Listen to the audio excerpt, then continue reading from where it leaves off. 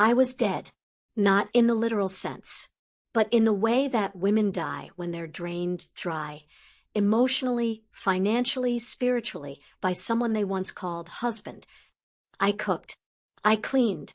I paid the bills when his career stalled. And in return, I got betrayal. Then mockery. And then, in front of his lover, he had the nerve to laugh and say, "She's always been stingy."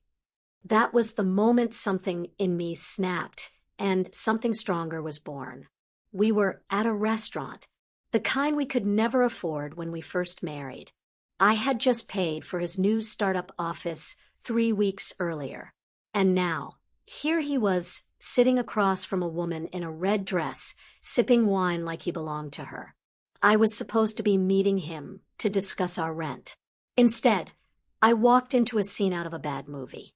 "Oh," he said when he saw me, "this is my business consultant. You don't mind paying the bill, right? You always do." They both laughed. I didn't. I left without saying a word. The waiter followed me out, trying to hand me the check. I smiled, took it, paid it, then walked straight into the nearest hotel lobby and cried in the bathroom for 45 minutes. Not because I didn't expect this from him, but because somewhere a part of me still believed he'd never be that cruel. Turns out, some people don't just betray you. They enjoy doing it. That night, I opened our joint account. It was empty, drained, my savings gone. The transfer logs showed consistent withdrawals, most of them small, timed right after my deposits. He hadn't just stolen from me.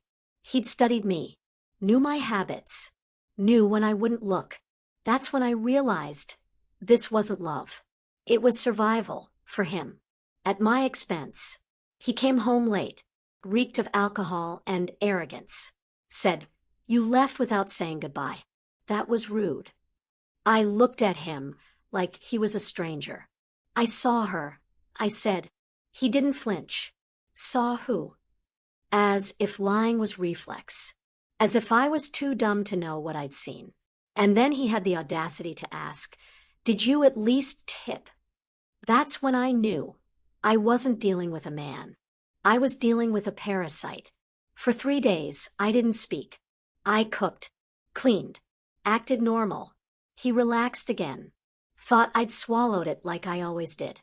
Thought I'd fold. That's what men like him count on. That women will bend instead of break. But I wasn't breaking. I was planning. Quietly. Precisely. Every moment of silence was a brick in the wall I was building between us. He started parading her more openly. She came to the apartment once. Said she was there to pick up some documents. She smiled at me like I was the maid. Left her perfume behind on purpose. He told me not to be insecure. She's not competition. You're the wife. As if that title still meant anything after what he'd done. I wanted to scream. Instead, I nodded. "You're right," I said. "I am the wife." I opened a private bank account. Transferred what little I could. I canceled the cards he used for emergencies. I created a document trail of every expense I covered. Rent, car, insurance. I printed the receipts. Saved screenshots. I was building a case. Not for court. For me. So when I walked out, I wouldn't just disappear. I'd detonate. He was out late one night. I went through his closet. Found an old shoebox of letters. Love notes. From her. Years back. I realized then, this wasn't new. She wasn't new. She was the plan. I was the placeholder. I wasn't just betrayed. I was used. And now I was done. The next morning, I made him breakfast. Eggs. Bacon. Coffee. Everything he liked. He sat down, smirked like nothing had happened. "So generous today," he said. "Guess you're not stingy after all." I smiled. "No," I said. "I'm not. I'm done giving." He didn't understand what I meant. That's the thing about men like him. So sure of their power, so convinced you'll never leave. He laughed, kissed my cheek, and said, "Don't be dramatic." I looked him in the eye and said nothing. That silence, it was the sound of goodbye sharpening its edge. That afternoon, I met with a property agent. The spare apartment we used to rent out had just become vacant. I signed a short lease in my name only. Cash. Quiet. No forwarding address. I didn't pack right away. I just needed a space that was mine, untouched by his hands, his lies, his perfume-stained woman. I started sleeping at the new place, telling him I was working late. He didn't notice, didn't care. Or maybe he was too busy entertaining her. Either way, my absence became my preparation. I moved clothes slowly, books, documents, everything that mattered. What I left behind wasn't mine anymore, anyway. One evening, I returned to our shared home and found them in the kitchen. She was barefoot, wearing my old robe, laughing, stirring a pot. My pot. I walked in, grabbed a glass of water, and she looked startled. "You still come here?" she asked. I stared at her like she was nothing. "It's not your home." "Not yet." She looked away first. Victory, small, silent, perfect. Later that night, he tried to gaslight me again. "You're overreacting," he said. "She's just helping with admin work." I looked around the apartment I'd once filled with warmth and realized I didn't recognize any of it anymore. The pictures, the colors, the man. I had stayed so long out of hope, but now I was staying out of habit. That ends tonight, I thought. I drafted the email at midnight, sent it to both of them. One line: "You can keep the leftovers. I'm taking back the recipe." Attached, screenshots, receipts, signed withdrawal forms, and a legal notice that froze our joint assets. Let them squirm. Let them wonder. I slept better than I had in years. The next morning, he banged on the door of my new place. Red-faced, demanding to talk. "You're overreacting," he shouted. "We were struggling. I needed help. You always hold money over my head." I stood behind the locked door and calmly replied, "No, I held the house up while you sold it from under me. That's not stingy. That's survival." He went quiet, then tried sweet-talking me. "Come on, baby. You're being cold. We had good years." I opened the door just enough to look him in the eyes and said, "And now you have your mistress. Go let her pay the rent." Then I closed the door. Slowly, quietly, permanently. He left voicemails. She posted passive-aggressive quotes on social media. Some women don't know how to forgive. Real love is messy. I watched it all from a distance, like a woman watching a house burn that she no longer lives in. Sad. Maybe. But not sorry. Because the truth was, I didn't leave them. I outgrew them. I changed my number. I blocked them both. He tried emailing from different addresses, pretending to be polite, then desperate, then cruel. "You'll regret this. You're acting like a child. You'll never find someone else." I didn't respond, because when someone has to remind you of your worth, it means they never saw it to begin with.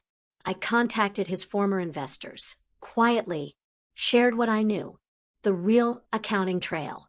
The petty theft, the embezzlement, the reckless withdrawals. I wasn't petty. I was precise. One by one, they backed out. By the end of the week, his so-called startup was nothing more than a drained business account and a folder of broken promises. She went online trying to defend him. "He's just misunderstood. People are jealous of us." Her comment section turned on her. Screenshots leaked. Photos of them kissing while we were still married. DMs from other women he had flirted with. She had built her whole delusion on a man who couldn't even stay faithful to his own escape plan. I didn't celebrate. I didn't post. I didn't rub it in. I just let the silence speak. There's a power in walking away with no explanation, because nothing confuses manipulators more than a woman who doesn't play the game. They want chaos. I gave them nothing. I started over in small ways. New job, new schedule. I bought my own groceries and filled my fridge with what I liked. Things I never bought before because he didn't eat that. I played music in the mornings again. Danced barefoot in the kitchen. Laughed, really laughed, at silly shows with no one there to tell me I was being too loud. Friends started calling again. The ones I'd pushed away to keep him happy. You seem lighter, one said. Different. I was. I had shed a version of myself that had begged for crumbs. And now, I was feasting on peace. Alone didn't feel like lonely anymore. It felt like freedom. He tried reaching out through my mother. He misses you, she said. He says it was a misunderstanding. I looked her dead in the eye and said, a man doesn't accidentally drain your bank account, mock you in public, and move his mistress into your life. That's not a misunderstanding. That's a manifesto. She didn't push again after that. I found a notebook I'd once used for budgeting. On the inside cover, I had written, don't forget, you're building something. I smiled. I had written that during our hardest month, when I worked overtime and skipped meals so we wouldn't fall behind on rent. And now, that something I was building, it was me. I signed up for a workshop on financial independence. Sat in a room full of women, divorced, single, widowed, recovering from men who took without giving. We shared stories. We shared tears. We shared victories. I realized I wasn't alone. So many of us had loved the wrong man. But none of us were broken, just in progress. Because there's a strange kind of power that comes from being called stingy, only to realize you were just being strategic with your grace. I passed them once. Pure accident. They were outside a cafe I used to love, laughing, or pretending to. She clung to his arm like a badge. He looked thinner, tired. Our eyes met, just for a second, and I didn't look away. I gave them nothing, not a frown, not a smile, just presence. That alone seemed to rattle them. Later that night, I got a message from an unknown number. You looked different, happier. Wish we could talk. I deleted it without reading the rest. Not out of anger, out of clarity. I'd given him every opportunity to value me. And now, I didn't owe him a conversation, just a lesson. I had no revenge plan left. No final confrontation. I didn't need fireworks. What I had was better, distance, silence, and the slow, delicious unraveling of the fantasy they'd built on top of my sacrifice. I was no longer their character. I had written myself out of their story. People started asking about him, less. The whispers faded. And for once, I didn't feel the urge to explain what happened. There's a dignity in keeping your story for yourself. Not because you're hiding it, but because you own it now. I took a trip. Alone. A coastal town I'd always wanted to visit, but never did, because he hated the beach. Said it was too messy, too loud, too much sun. But the first time I stood on that shore, I thought, this is exactly what I need to become. I laid in the sand, salty and smiling, while reading a book about women who rebuild. Every page felt like my own. I wasn't healing from a breakup. I was healing from erasure. The version of me that was always adjusting, shrinking, sacrificing. She was gone. I didn't miss her. One night at dinner, a stranger asked if I was waiting for someone. I said, no, just me. He smiled, nodded, and said, you look like someone who finally likes her own company. I think that's the first time I truly realized I wasn't lonely. I was whole. I started writing. Not for profit, just to process. A memoir? Maybe. A guide? Possibly. But really, it was a love letter to myself. Page after page of everything I'd endured, survived, and outgrown. I didn't spare him. I didn't excuse him. But I also didn't center him. Because this wasn't his story. It was mine. I shared a chapter with one of the women from my workshop. She cried. Not because of the pain in the words, but because of the strength underneath them. "You're giving people permission to walk away," she said. I nodded. That's the only thing I ever wanted to give. And it hit me then. I wasn't stingy. I was selective. With my money, my time, my heart. And now with my story. She tried messaging me. Finally, months later, I think we both got played. "He's not who I thought he was." You were right. I read it once. Just once. Then archived it. I didn't need her apology. I didn't need validation. The moment she mocked me in front of him, she chose her side. And now, she could keep him, just like I left him. From what I heard, things were falling apart. He'd maxed out credit cards, borrowed money from friends. His business was just a shell now. She was stuck with the man I left behind, but without my patience, without my loyalty, without my silence. That kind of man only looks stable when someone else is doing the balancing. One of his old friends ran into me at a bookstore. "He's not doing well," he said, awkwardly. I smiled. "I know," I replied. He tilted his head. "You don't sound happy about it." I shrugged. "I'm not happy or sad. I just don't care anymore." That confused him. But for me, it was clarity. Indifference is louder than revenge. I hosted a dinner at my new place. Just a few women. Some old friends. Some new. We laughed, shared stories, clinked glasses. I looked around the table and realized every woman here had left something toxic behind. A man. A job. A version of herself that dimmed her light. And we weren't mourning. We were celebrating. I created a small scholarship fund for women rebuilding after divorce or financial abuse.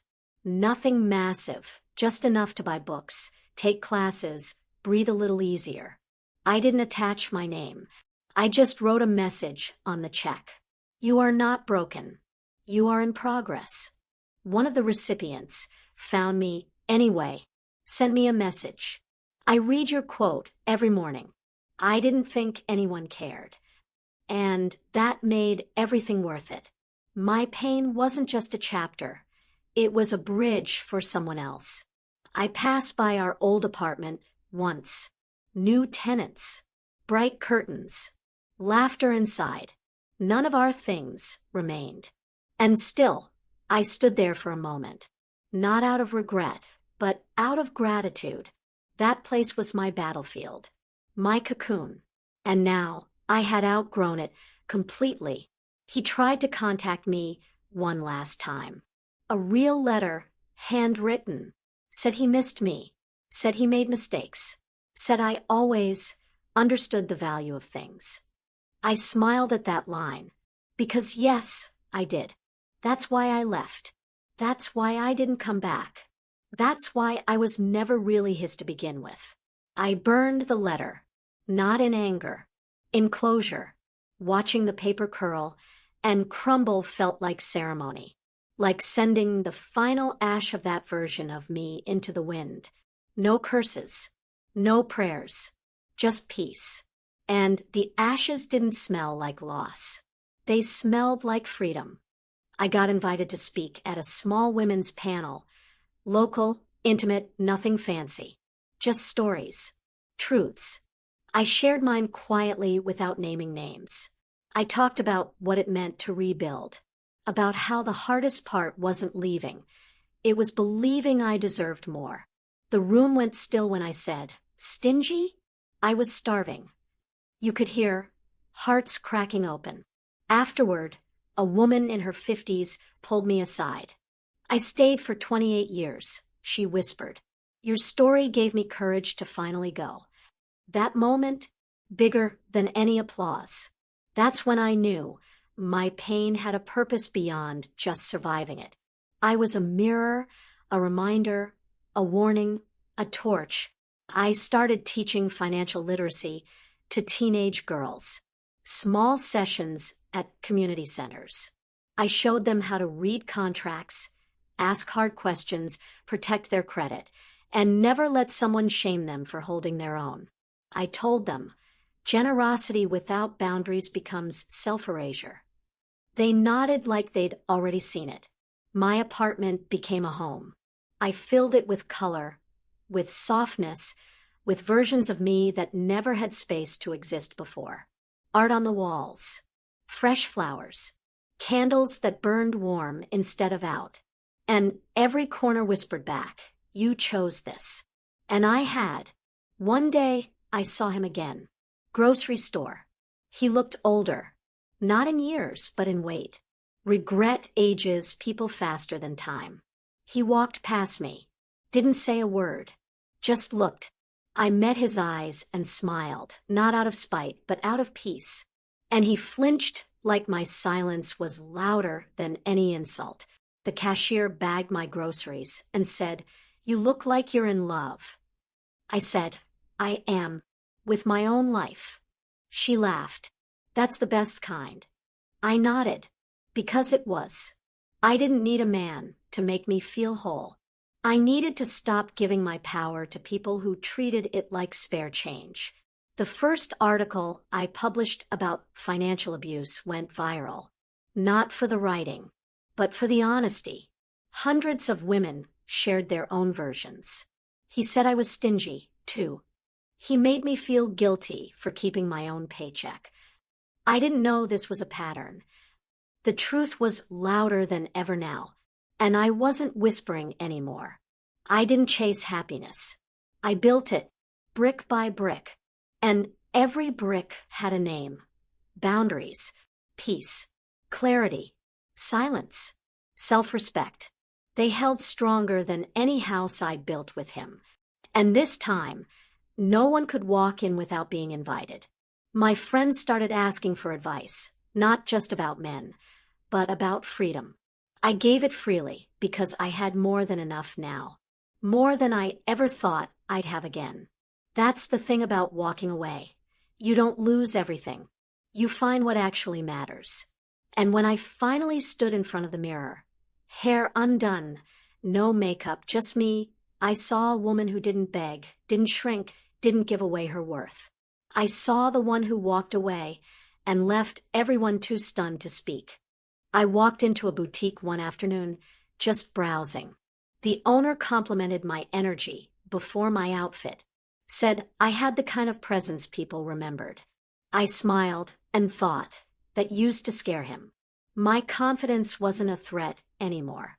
It was my compass, and it always pointed forward. A younger woman came in, arguing with someone on the phone.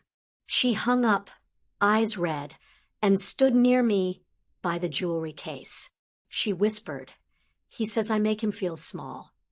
I looked at her gently and said, "That means you're already too big for the cage he's trying to build around you." She stared at me like I'd said something sacred. Maybe I had. There's a quiet kind of power in rebuilding. Not flashy, not loud, just firm, solid. I didn't need revenge. I didn't need applause. I needed freedom, and I had earned it, not by being cruel, but by refusing to be small any longer. My story wasn't dramatic anymore. It was steady, grounded, a slow burn resurrection, one where I no longer handed over the pen. I wrote the chapters. I chose the endings, and I only included characters who deserved to stay. He will tell people I changed, that I became cold, harsh, unforgiving. Let him. His version of me was never accurate anyway. The truth is, I didn't become colder. I became clearer. And clarity is something men like him mistake for cruelty. She left him. Eventually, I heard through a mutual friend. Said he drained her. They said she didn't realize how much he took until it was too late. I laughed. Not cruelly, just knowingly. Some lessons repeat until they're learned. That was never my burden to carry. I didn't watch from the shadows. I didn't go back to peek. I let them live with their choices, and I lived with mine. One was made in love, the other in delusion.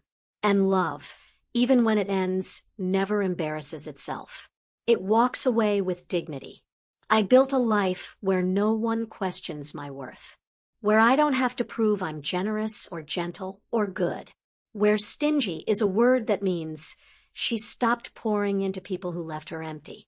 Because in the end, I didn't need to scream. I just had to walk away, quiet, complete, and unforgettable. And when I did, they were shocked.